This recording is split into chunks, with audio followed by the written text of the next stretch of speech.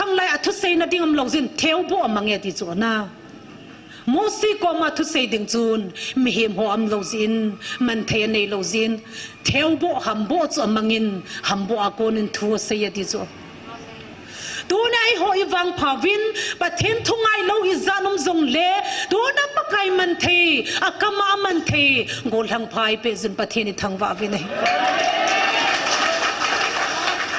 ama lo hi le theu bo man thei kin na lai hi na bakaya dingina himom pon dona hilai ahung jing hi ama leisina hunga ta sa ke ma hi jesu krista ka hi atia hi poni na phat chom cha cha pung khat pung ni ka hi a o ai hung lam kai jiu hi chu dona bakaya ama ta ni i lam kai lo le mi a hin sol khem ga ho jong i san lo na manga thilamu sa jong i san lo thil hen na kiti zoel sungta ka bung chang ka ga he ni khat ni bible kan post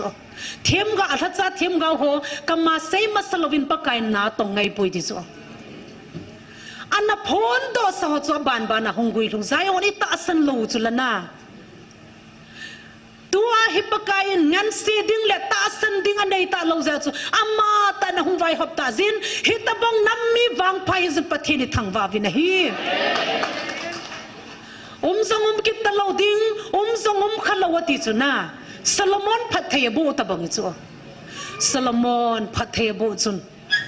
ipizia leng Solomon chu hita chu phathen bom tia hile leng pa a hi wangin kineu saten mol chung aga taw zina hina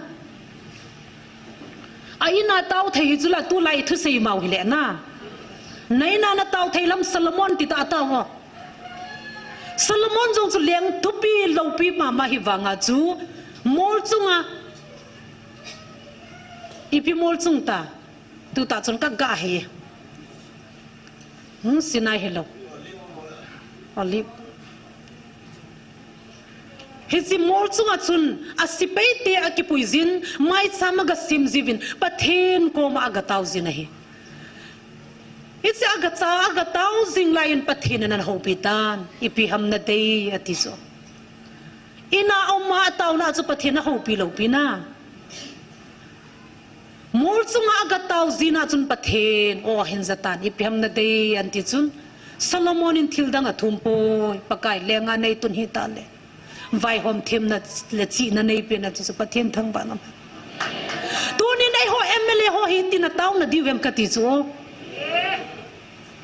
hoi lang tau mala la alop na zuwa don ziu chu na